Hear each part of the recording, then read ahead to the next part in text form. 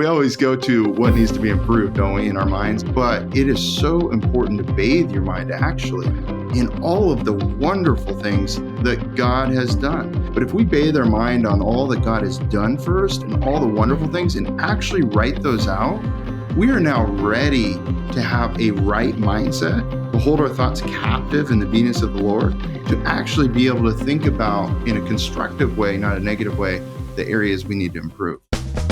Hey everyone, this is Yvette Hampton. Welcome back to the Schoolhouse Rocked podcast. I am so excited you are back with me. It is 2025, you guys, and man, I am so excited about this new year. If you read our newsletter at the very beginning of January, you probably read that 2024 was a crazy hard year for our family. And I am so glad for just new beginnings. And I'm thankful, there's something about that just calendar switching over to new numbers, a new year, new month, new everything, and just feeling like God can just do, not that he can't do amazing things with the old calendar, but with the new calendar, I don't know, it just excites me. And I'm anxious to see how this next year is going to unfold. And as you know, of course, if you've listened to the Schoolhouse Rocked podcast for any length of time, you know that we have a whole new format for this year. And so you probably listened to Abby's interview with Audra Talley the first couple of weeks of January. And so we have a whole new format where I have a whole team of hosts that are hosting the Schoolhouse Rocked podcast with me. And so it's so weird to turn on the podcast and have somebody else hosting the Schoolhouse Rocked podcast. But by God's grace, he has provided an amazing team. And so I am back with you this week, and I'll be with you next week. And I have an amazing guest to share with you. His name is Isaac Tolpin, and his wife, Angie, was a guest of mine in 2024, and she was so amazing, so encouraging. They are the founders, I guess you could say, of the Be Courageous ministry, and they have so many good things to share. And so I'm really, really excited to have Isaac as my first guest. And we are going to have a great conversation this week and next. But before we get into our conversation, I want to say thank you to our sponsor, CTC Math. If you guys are looking for great online math curriculum, check them out at ctcmath.com. Our girls have loved CTC Math, and they are amazing. They will teach your kids math for you. And so if you're like me and you don't love teaching math to your kids, CTC will do it for you, and they will do it with a super cool accent. ctcmath.com. Well, Isaac, welcome to the Schoolhouse Rocked podcast. I am absolutely thrilled to have you with me. I was so excited to have you as my first guest this year. For those who are not maybe familiar with the Be Courageous ministry, introduce yourself and your family and your ministry to us. It's so good to be here, Yvette, and what an honor to be the first of right in the new year. Amazing. So Angie Tolpin, my wife, incredible. She's author of Redeeming Childbirth. And, we've been in full-time ministry together for about 6 years doing Be Courageous ministry. Probably the most notable thing is the Courageous Parenting podcast, but with 9 children, 2 grandchildren, 2 more on the way. So I count that as 4. Life is busy and good. Yeah, I have been listening to your podcast for quite some time. Actually, a friend of mine turned me on to it several years ago. And it's so encouraging because you guys talk about family, you talk about homeschooling, you talk about culture, you talk about all of the things. And back in December, I think it was maybe November even, I can't remember, you kicked off a maybe 3-part series, I don't know what you would call it, where you were talking about intentionally recalibrating the family and kind of having a vision for your family. And I listened actually a couple times to all 3 of those episodes. And I thought, this is the perfect thing to kick off my first interview in January, to talk about recalibrating the family. Because, at the beginning of every year, everyone has their New Year's resolutions and they want to change things. But oftentimes we don't think about our entire family and what it means to rethink the way we're doing things as a family. So today we're going to talk about that. And I want you to give us a really broad overview. I'm just going to tell our listeners right now, I will put links in the show notes to Isaac and Angie's 3-part episode that they did on the Courageous Parenting podcast, because they're going to be able to go into way more depth than we can do today. But kind of give us an overview of what it means to recalibrate your family culture, and why do we need to have a vision for our family as parents? Well, it's always been important, but it's more important than ever. The speed of change is accelerating, and we're launching children into a different world. I would say they're unprecedented times, and there's a lot of reasons I could back up for that. But what do you want your children to be able to do in the future? Well, we actually don't know. You might know, but we actually don't know for sure. In fact, the most important skill is resiliency. And so if they are resilient, then they're constantly going to need to be recalibrating their direction and thinking through.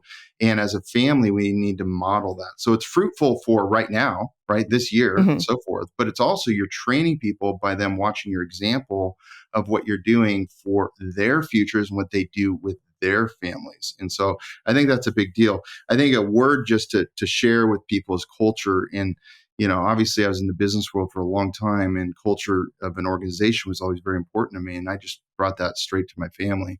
Culture is the unwritten rules. It's the real behaviors. It's the habits. It's the attitudes of a group. And it's not what somebody says it is. So in a company, you have a leader saying what it is. In a family, you have the parents saying what it is. And usually, like if you're talking to someone else, you'll naturally talk about the rosy parts of what your family's about and the good parts. And that's okay. That's fine. But the culture is not that, actually. The culture is what truly is when no one's looking within each member of that group. And so I think it's important to recalibrate that, because if you don't, it's naturally going in a mediocre direction unless you're purposely moving it in a positive direction. Yeah. So you talk about the culture of the family. Explain exactly what you mean by that. Like if you were to look at the culture of the Tolpin family, what would that look like? Yeah, so think about that. Everybody listening, think about your children right now and think about the real attitudes they have. Is it of sharing? Is it of trying to build strong relationships with their siblings? Is it to obey mom and dad? Is it to be thinking about new things they can do in a positive way? Or are they getting stuck into maybe mind-numbing things that aren't as positive for them? And so it's analyzing and going, okay, what are the areas that really need to improve in our family? But let me back up for a second, because before you do that, we always we always go to what needs to be improved, don't we, in our minds and so forth. But it is so important to bathe your mind actually in all of the wonderful things that God has done.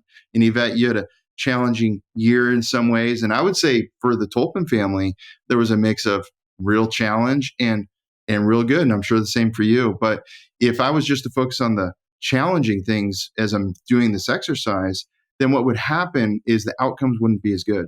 But if we bathe our mind on all that God has done first and all the wonderful things and actually write those out, we are now ready to have a right mindset, to hold our thoughts captive in the obedience of the Lord, to actually be able to think about in a constructive way, not a negative way, the areas we need to improve. And so those are kind of two beginning points to start navigating the direction we want to go. I love that. It's so funny. My youngest daughter, Lacey, she learned this from my best friend, Crystal. And sometimes she'll do what she calls a happy sandwich. So if she's wanting to say something negative, she'll start out with a very positive thing, and then she'll throw the negative in there, and then she'll end it with a very positive thing. And then it makes that negative not seem so big or harsh. And so that's kind of what you're talking about there, is when we're rethinking our family culture, we're rethinking, what are some things that we need to change? We start out with thankfulness. And that was one of the things that really hit me when I was listening to you and Angie talk about this, because we so often, I think just as humans, we tend towards but what's wrong? What do we need to change? What are the things that need to be different in our family? And instead of really looking at what has God done, what things do we have to be grateful for? What things are we doing right as a family? And sometimes we're doing things maybe correctly, but they can be changed to be different so that they can have a better effect. Like for one of the things that I'm thinking for our family is our family Bible time. We've done it the same for years and years and years. We do it every single night. As I'm thinking about it, I've been thinking, maybe there are some things that we could change. And so Garrett and I are just in the process of talking through some of these things.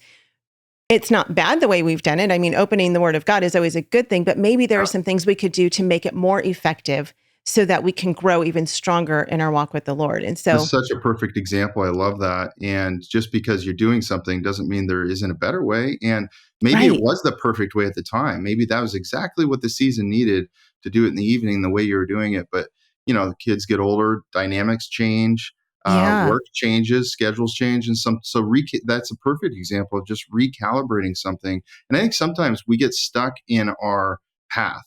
And Mhm. it's really important to embrace change, actually. And I think that our children need to see us doing that. There needs to be change. They need to be good at adapting to change. So parents changing things actually is a healthy thing to Mhm. help them go through. And so I love that. Yeah, that's awesome. Okay, let's talk about kind of the how to. So we start out with even the idea, right? We need to just recognize, like, okay, there are some things that need to change in our family. We're going to get together. We're going to figure out how to do this. We're going to think about the things that we have to be grateful for, think about our family culture. And then from there, where do we go? Yeah, well, obviously a marriage is marriage team is the best gift you can give your family, and it's so important to work as a team. Now, I know some people listening might not feel that sense of teamwork in their marriage, and you might have to do some of this more on your own. I know that's true some places, so don't be discouraged by that. At Sure. least somebody doing it is better than nobody doing it. A lot better. In fact, it's amazing. Okay. But if you can work together, that's amazing. And have a date night, get together and set it up with each other to where it's not just the fun date night, but it's actually a productive date night where you're going to bring your journal, you're going to do these exercises together, and you're going to hone in on what are the most important areas we want to improve in our family. And I just want to give a caution that, people that set out to change lots of things usually change nothing. And so Mm, it's really important to hone in on a few areas that really make a difference in most of the areas. So as you have a list of areas you want to improve, then I would pray and think about, okay, what is one or two, three things max that really influence all of those other things? And if you can think of that, it really is powerful because what I teach people to do and what we do is we come up with a few simple sayings or a word. And because here's the thing, implementation is hard if you have a lot going on. yeah. Implementation is hard if you're coming up with things you're not actually living out or going to drive forward. It takes repeating things over and over again to your family to actually influence change forward. So there's one thing in the schedule you can change, like when you're doing Bible time and so forth, but even a bigger change can happen. And I'll give you an example. So I was seeing, maybe this is 7 years ago or something like that. Uh, I was seeing that media was becoming dominant, right? Even Mm, more in people's lives, the phones and the social media and all these things. And I was really thinking, okay, how do we offset that? How can I establish a culture in our family that offsets that permanently? And it was to be producers versus consumers. And that little saying, everybody in our family knows what that means. It doesn't mean we don't consume. It sure. just means we need to have a balance of that. Am I having a good balance? Or am I using my mind and my heart and what God has given me to do my own art and contribute to the world? Or am I just receiving other things? Am I consuming other people and helping them live their dreams? Or am I also building the dreams God has for me by creating as well? Yeah. That's so good. Let's take a break. When we come back, I want to talk through like that kind of that list of things, because I know that you and Angie talk through that. What are some things? Because, for the person who's just sitting blankly going, well, I don't even know where to start. It's good to have a starting point. So we're going to take a break. We'll be right back. Join Apologia for the Homeschool Boot Camp, a free video series that provides practical guidance and wisdom from experienced homeschool parents. You'll discover how to equip your family for academic, social, and spiritual success. Plus, you'll discover how to build deeper and stronger family relationships. Homeschool Boot Camp covers how to break free from the public school mindset, daily planning, supporting students with learning challenges, homeschooling as a working parent, navigating the high school years, and much more. Find this incredible free homeschool resource at apologia.com/bootcamp. You're listening to the Biblical Family Network. Hey, I'm Miki. And I'm Will. And we're the co-hosts of the Culture Proof podcast. We want to invite you to join us every week as we discuss what's happening in the world and then filter those happenings through a decidedly biblical lens. There are many questions, especially when we see what's happening in our culture today, but the answers are found within the Word of God. So that's where we want to look. Amen. When we resist those cultural trends that rival the truth, we remain culture proof. We are back with Isaac. All right, let's go through kind of a general list. You know, not everybody has to have the exact same list, of course.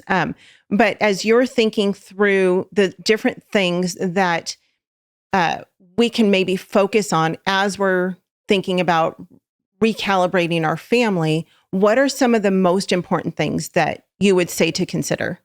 Yeah, I would think about the areas of life that are important. Obviously, spiritual. That should be on everybody's list. That's the most important thing. Relationship with God helps everything else on your list, right? So that's so important, right? And discipleship of your children. But also health. You know, maybe people have health goals and think financial. And this is a different part, which is you're kind of guiding your children through the process of reflecting on the different areas of life and then pinpointing areas they want to improve and then distilling that down to a few things. But financial, personal development, projects, education, relationships. There's probably several more I'm not thinking of at the moment, but just think about, do a little brainstorm. You can even come up with a list. It's, when we come up with something, we take ownership over it. So if one of you in the marriage is more into this kind of thing than the other one that's not as into it, if you involve them in the process of like, hey, let's brainstorm the most important areas of life. And if they're contributing to that, they're starting to own that. But if one just comes in with a list, then it's like, okay, something's being done to me. And so I think that that's really important in marriage, and to get buy-in from the other spouse is to brainstorm together. So I just gave you some starting points, but then have your family, yourself do it first, do it as a married couple, reflect, share it with each other, look at that list and then go, wow, how would I rate that 1 to 10 on health, education? Okay, what are some specific areas to improve those things? And then additionally, the culture piece. Okay, so you take that list, which again, we'll link to the episodes with Isaac and Angie on the Courageous Parenting podcast, because they really lay it out very smoothly in there and talk about the different things that you're going to list out. But once you list, maybe say you've got 7 to 10 things that you want to start focusing on, then you categorize those, then you rate them maybe 1 to 7, 1 to 10, whatever. And then you suggest focusing just kind of maybe on the top 3 or so first. Because like you said, you can't do everything all at one time. I'm one of those people, I want to do everything all at one time. Like I want all the changes to take place instantly overnight, but that's not practical. It's not practical, and it's overwhelming, and it's anxiety and fear-based minds don't take action. So yeah. So distill it down. And I would say that here's the thing. Some people ask me, Isaac, I'm just focusing on one word this year. I'm like, that's great. Everybody has a different thing, and that's a wonderful thing. But I've seen evidence over and over again, year after year, because I take pictures of everybody's. I have all my children do this, and I take pictures of it so I can encourage them midpoint of the year, ask them about it, or at least at a minimum, show them the next year when we're doing it again and celebrate what's been done. And it's really interesting because a teenager will write everything in the journal. They'll have like 3 points of change on every single category they want. And they have it in the journal. And then they tell me, I never looked at it, Dad. I never looked at it. And the whole year, which is a good thing to look at it. But it's okay if they don't. Because you know what? When we go through a process of thinking differently and thinking about change we want, and then we actually write it down, there's something that happens that it impresses upon us the things that we're focused on. And when we have a focus, we're most likely to make decisions towards that focus.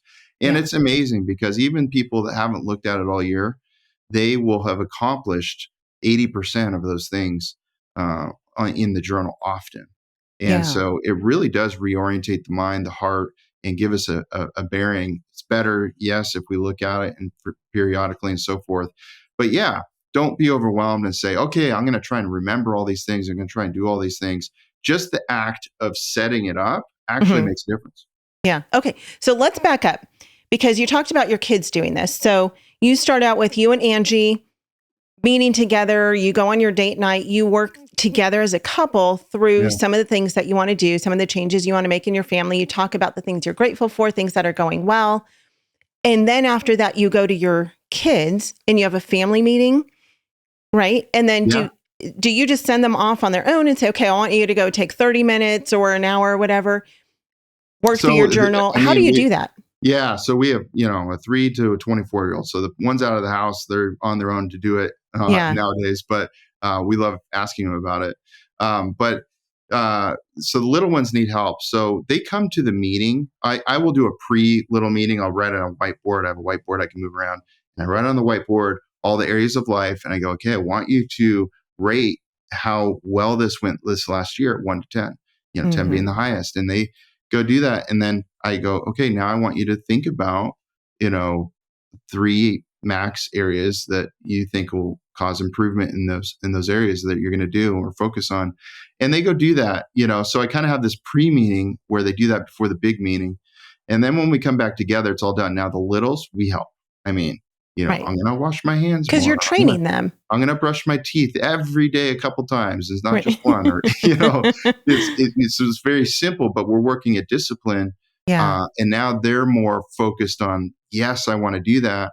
And there's power too when the 3-year-old's like, I'm going to brush my teeth. I'm not going to forget. When somebody proclaims that in front of other people they love, it presses upon them a motivation to do it without mom asking. Yeah. So there's a lot of really cool things that I think happen or outcomes of this, but everybody gets their stuff together, including us. And then we present to each other. So Oh, wow. I'm not Okay. expecting everybody listening to do this whole thing. Right. I've just seen so much fruit from it, but we spend, 3-4 hours presenting. Wow. That's so cool. I love that your family does this as a whole. For our family, of course, it would be a very short meeting. It would not take 3 or 4 hours because we don't have 9 children. But I love that you're training your kids. One of my closest friends and favorite parenting experts, I guess you could say, is Ginger Hubbard. And Ginger is amazing because she always talks about training our kids up in righteousness. We don't just discipline them for the things that they're doing wrong. We correct them for the things that they're doing wrong, and then we train them up in righteousness. And that's really exactly what you're talking about, is that we're teaching our kids how to do life. We're teaching them how to do things the proper way, the correct way, and not just saying, you know what, you've screwed that up. You messed that all up. Be on your way. That's not helpful for any kid at all. And so training them up to be able to do this, I mean, you've been doing this since it sounds like they were pretty young, is pretty incredible. So now that you've done the meeting, you have all worked through your 4-hour meeting, as the Tolpins have. You've figured out what direction you want to go with these things. How do you then put it into practice to change the culture of your family? Yeah, so everybody has their goals and things, and I take a picture so that I can remind them of those. And then in addition to that, Angie and I prior in that visionary date night meeting, a planning meeting, is we came up with 1 to 3 words or short sentences. I try to make them clever. If you can't make them clever, it's okay. But that I'm going to commit to saying and reminding my family of, and Angie is as well, and we're going to be in alignment on over the next year. And one of those might be generous, or producers versus consumers, or eagles, not seagulls. And I come up with these little clever things because I teach them what eagles, not seagulls I was mean. going to ask you, what does that mean? Well, eagles, let's talk about seagulls for a second. You often see seagulls at the dump, and they're scavenging for whatever's left over, and they're fighting each other for it. And they're just very random, chaotic, and not calculated, and they lack wisdom is the best way to put it on a seagull. Eagles, I think of as acting in wisdom. They do fly with others sometimes, but they're careful who they fly with. And they're leaders, and I think of eagles as influential. I mean, they're on our US dollar, right? So it's like there's some kind of specialness to them. And I just remind them, hey, you're made by God, you're special, and you're an influence in the world, and let's be producers, not consumers. It ties in with that too. So where it ties in is like, when they're out with friends and things like that, I'm like, hey, you're an eagle, or eagles, not seagulls. Yeah. And while everybody's equal in value in God's eyes, not everybody's behaving in the same ways, in godly Right. ways. And so really it's a reminder that to them when they're out and about is like, no, it's okay to stand apart. It's okay to be different, be loving to others, but it's okay to stand out and be different. Yeah. So good. It is really good to have family phrases. One of ours that we've used with our girls since they were teeny tiny is sin causes pain, but obedience brings blessings, Love which that. I'm actually changing to sin causes destruction, but obedience brings blessings. Yeah. But, we want our girls to understand from the time they're really, really young, when you're 3 years old and you lie to mommy, that's going to cause pain in one way. When you're 30 years old and you lie to your boss, that's going to cause pain in a different way. And so we do those things in our family. And I think most families probably have those little sayings that they don't even maybe realize that they have, but it really makes our kids think through, who do we want to be as people? Who are we as a family? And I think it's so good to have those reminders. So and just a real quick, if I could add to it, sure. is that those reminders come from an exercise of all the areas, attitudes, behaviors that we want to see improved in our family. So it's very measured. It's not just a kind of coming up with something. It's like, what do we want to see? And what do we see in culture that they're going to go against? Right. That is really important and to equip them with. And what is the Tolpin? When they hear the word Tolpin, what does it mean? Yeah. And when they're older, they're going to go, we're eagles, not seagulls. Yeah. We're producers, not consumers.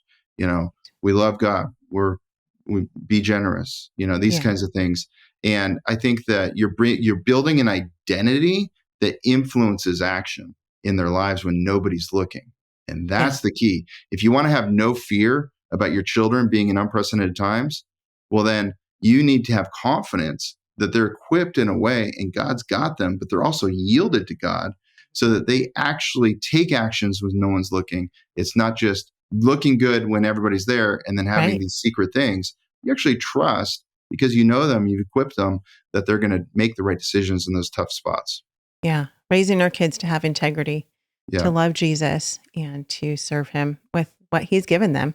It's the best way to grow them up. So, Isaac, thank you so much for being with me today. We're going to be back next week with Isaac again, and we are going to talk about their new ebook. It's called Biblical Parenting: 6 Keys to Thriving in Unprecedented Times. So join us again next Tuesday. Isaac, tell our listeners where they can find out more about you and Angie and your ministry.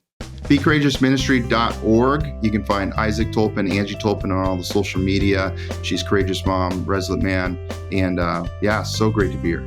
Yeah, thanks so much for being with us. We will put all those links in the show notes. And again, we will link back to the episode from the Courageous Parenting podcast where Isaac and Angie go into way more detail on recalibrating the family. You guys, it's so good. Like I said, I think I said this. I've listened to all 3 episodes twice already. And I actually have a notebook and I've taken notes as I've been, I listened to it once and then I thought I need to take notes on these.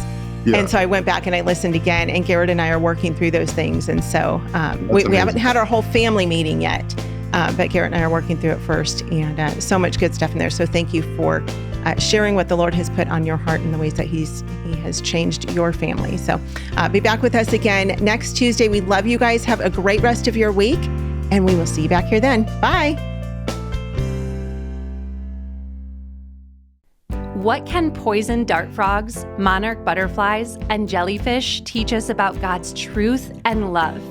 It's time to return nature study to its rightful place as theology, the study of God. That's exactly what we do on Nat Theo, Nature Lessons Rooted in the Bible, a podcast for kids which recently ranked number 4 for education for children in the USA. I'm Erin Lynham, host of Nat Theo and a certified master naturalist, Bible teacher, author, and educator. Join thousands of families listening to Nat Theo for their science and Bible lessons. Listen today on your favorite podcast platform or at erinlynham.com. That's ERYNLYNUM.com. Reconnect the dots between creation and creator as your children learn real, fun science from a biblical worldview. Probably most people listening to this believe they are equipping their children. But I would say, are you building the kind of relationship with them where they can talk to you about anything, where they know that you love them regardless of the bad news that they give you? And if they're not able to wrestle with their faith with you, you might have more of a religious home than a relationship home. So many families have delegated the discipleship of their children to the churches. And I love the church, I'm a pastor, but it's I think, a detriment. I think what happens is once we delegate something, it becomes, okay, they've got it, and we're less intentional about something, especially in an area where we don't have confidence. The people that have the most influence in the lives of children are their parents. So discipleship is key, relationship is key.